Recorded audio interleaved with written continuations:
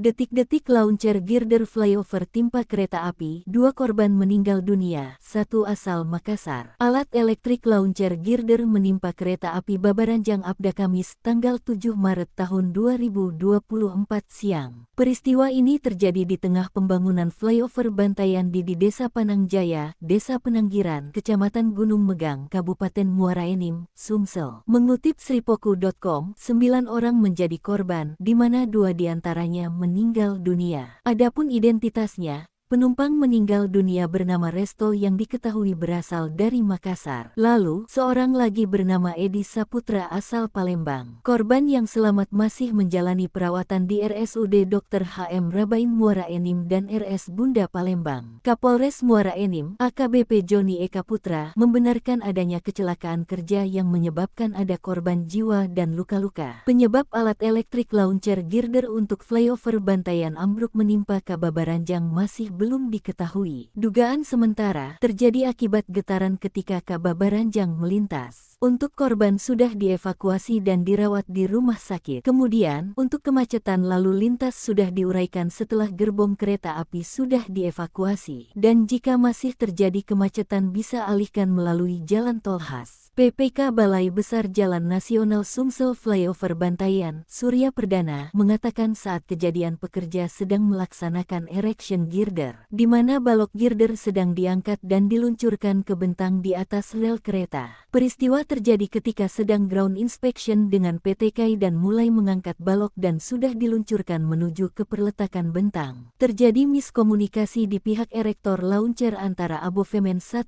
dan 2. Salah satunya ada yang terlalu cepat mengangkat balok sehingga terjadi ketidakseimbangan yang berpengaruh pada launcher girder tersebut. Launcher girder terguling ke kanan yang di saat bersamaan melintaslah ada kereta